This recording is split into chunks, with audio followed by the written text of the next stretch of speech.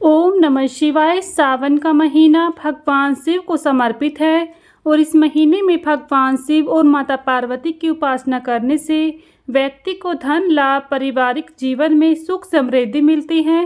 साथ ही सावन के महीने में व्रत करने से व्यक्ति की इच्छा पूरी होती है और व्यक्ति इस जन्म में सभी सुखों को भोगकर अंत में शिवधाम में वास मिलता है। आज की इस वीडियो में आप सभी श्रवण करेंगे श्रावण मास कथा अध्याय 2। आज की वीडियो को आप सभी एंड तक जरूर देखिएगा। वीडियो पसंद आए तो इसे लाइक शेयर करें। चैनल पर नए हैं तो चैनल को सब्सक्राइब करना ना भूलें। बेल आइकन को प्रेस कर लें जिससे आप सभी को हिंदू धर्म से जुड़े सभी व्रत त्योहारों की वीडियोस देखने को मिलेंगी। साथ ही पूरे श्रावण मास की कथा आपको श्रवण करने को मिलेगी। प्रेम से बोलिए भगवान भोलेनाथ की जय, माता पार्वती की जय। श्रावण मास कथा अध्याय 2 में भगवान शिव बोले, हे महाभाग सनंत कुमार, तुमने मुझसे जो श्रावण मास के विषय में पूछा है वह अत्यंत उचित और पुण्यकारी है। तुम्हारी भक्ति, विनम्रता और श्रद्धा देखकर मैं बहुत प्रसन्न हूँ। तुम्हारे मन में कोई द्वेष नहीं है, इसी कारण तुम सबके प्रिय भी हो। मैंने तुम्हारे पिता ब्रह्मा जी का एक मस्तक काटा था, फिर भी तुमने मुझसे कोई बैर नहीं रखा। यह तुम्हारी महानता है, इसलिए मैं तुम्हें सावन मास का पूरा महात्म सुनाऊंगा। ध्यान लगाकर सुनो।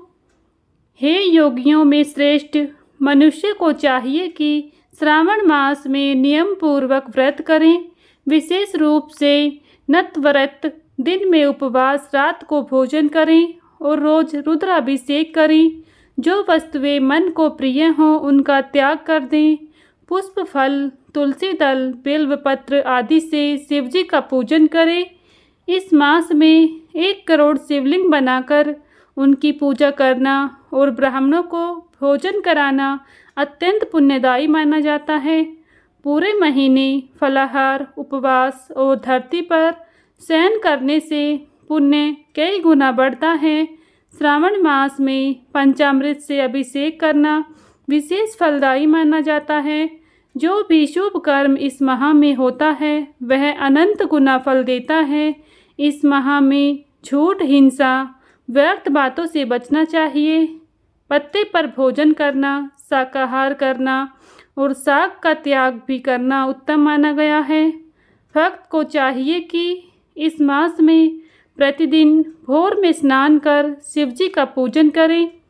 इस महीने किया गया मंत्र जप, रुद्राभिषेक जप, गायत्री जप या वेद पाठ निश्चित रूप से सिद्धि प्रदान करता है। पुरुष सूक्तक का पाठ विशेष फल देता है। गृह यज्ञ, कोटि होम, लक्ष्य होम आदि यज्ञ इस मास में शीघ्र फल देती हैं।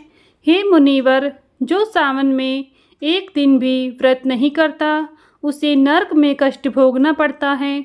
सावन मास कामनाओं को पूरा करने वाला और मोक्ष देने वाला है। भगवान शिव ने आगे बताया कि इस मास में सप्ताह के हर दिन के अनुसार अलग अलग व्रत बताए गए हैं। रविवार को सूर्य व्रत करें, सोमवार को शिव पूजन करें और नतक व्रत करें, मंगलवार को मंगल अगौरी व्रत करें, बुधवार व गुरुवार को सामान्य उपवास, शुक्रवार को जीवंतिका व्रत, शनिवार को हनुमान व नरसिंह व्रत करें। श्रावण मास के विशेष व्रत भी हैं, जैसे शुक्ल द्वितीया को ओदंबर व्रत, तृतीया को गौरी व्रत, चतुर्थी को दुर्वा गणपति व्रत या विनायकी चतुर्थी, पंचमी को नाग पंचमी, षष्ठी को सुपोदन व्रत, सप्तमी को शीतला व्रत, अष्टमी या चतुर्दशी को देवी पवित्र रोपण व्रत, नवमी को नक्त व्रत, दशमी को आशा व्रत, एकादशी द्वादशी को विष्णु पूजन, पूर्णिमा को रक्षाबंधन, हायग्रीव अवतार आदि पर्व मनाए जाते हैं। कृष्ण पक्ष में संकष्टी चतुर्थी, पंचमी को मानव कलापदी व्रत और अष्टमी को श्री कृष्ण जन्माष्टमी का पर्व बड़े ही धूमधाम से मनाना चाहिए। श्रावण मास की अमावस्या को पिठोरा व्रत होता है। इसी माह में सूर्यदेव गभसिस्त नाम से पूजनीय होते हैं। अगस्त्य मुनि का उदय भी इसी महीने में होता है। अगस्त्य को अर्घ देना चाहिए। श्रावण में शाक का, भाद्रपद में दही का, अश्विन में दूध का, कार्तिक में दाल का त्याग करना चाहिए। अगर कोई सभी मासों में ना कर पाए तो सिर्फ श्रावण मास में ही शाक का त्याग करके पुण्य फल पा सकता है। भगवान शिव ने कहा, जो श्रावण मास में व्रत, तप, स्नान, दान, मंत्र जप और उपवास करता है वह मुझे और विष्णु दोनों को ही प्रसन्न करता है। मेरे और विष्णु में कोई भेद नहीं है। जो भेद करता है वह दुख पाता है।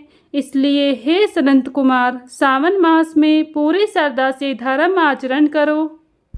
सावन का महीना भगवान शिव की उपासना के लिए सबसे उत्तम माना जाता है।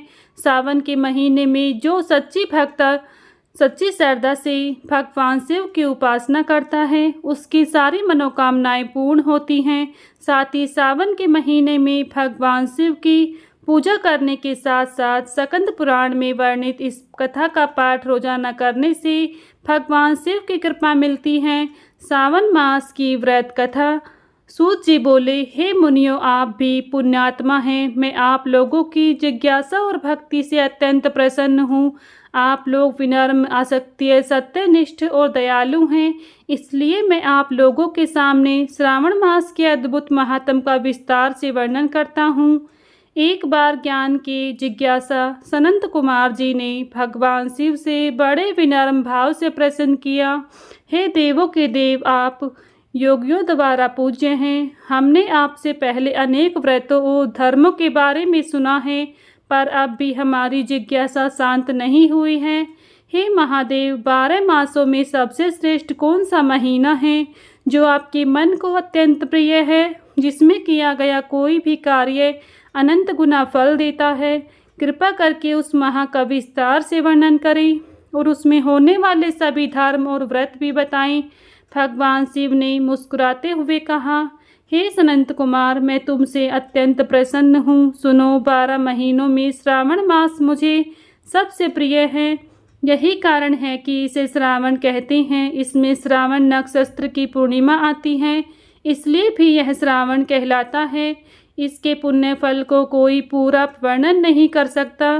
ब्रह्मा ने इसके लिए 4 मुख लिए, इंद्र ने 1000 नेत्र पाए और शेषनाग ने सहस्त्र जीवाएं पाई। फिर भी यह महात्म अपरिमित है। यह महीना सब व्रतों का सार है। इसमें एक भी दिन ऐसा नहीं होता जब कोई व्रत न हो। हर तिथि व दिन विशेष पुण्यकारी माने जाते हैं। श्रावण में व्रत करने वाला कोई भी व्यक्ति, चाहे वह ब्रह्मचारी हो, गृहस्थ हो, वनप्रस्थी हो या सन्यासी हो, सभी को इसका अद्भुत फल प्राप्त होता है। दुख, संकट, इच्छाएं और सभी समस्याएं इस महीने में शिव भक्ति से दूर हो जाती है। श्रावण मास में प्रत्येक दिन शिवलिंग पर जल चढ़ाना, व्रत रखना, नियम पूर्वक पूजा करना महान पुण्यदायक होता है। इस मास में भगवान विष्णु योग निद्रा में जाते हैं और सृष्टि का संचालन मेरे हाथ में रहता है। इसलिए सावन के 4 महीने चतुर्मास कहे जाते हैं। जो भक्ति पूरी श्रद्धा से इस माह में उपवास, रुद्राभिषेक, दान करते हैं उन्हें अक्षय फल की प्राप्ति होती है। इसी मास में पीपल के पेड़ को भी विशेष मान्य है, क्योंकि त्रिदेव का निवास उसी में माना गया है, ब्रह्मा, विष्णु और मैं स्वयं।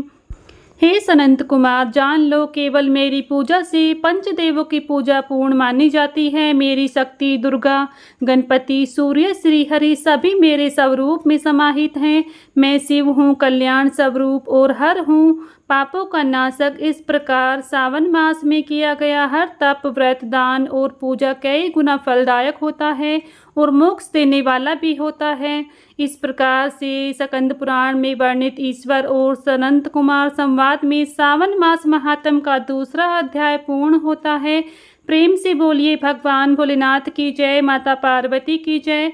यहीं पर हम वीडियो को विराम देते हैं। आगे फिर सुनते हैं 3रा अध्याय। सुबह आपको अगली वीडियो में सुनने को मिलेगा। वीडियो को लाइक करें, चैनल पर नए हैं तो चैनल को सब्सक्राइब करना ना भूलें, बेल आइकन को प्रेस कर लें। मिलती हूँ नेक्स्ट वीडियो में, तब तक के लिए सभी को हर हर महादेव, जय भोलेनाथ।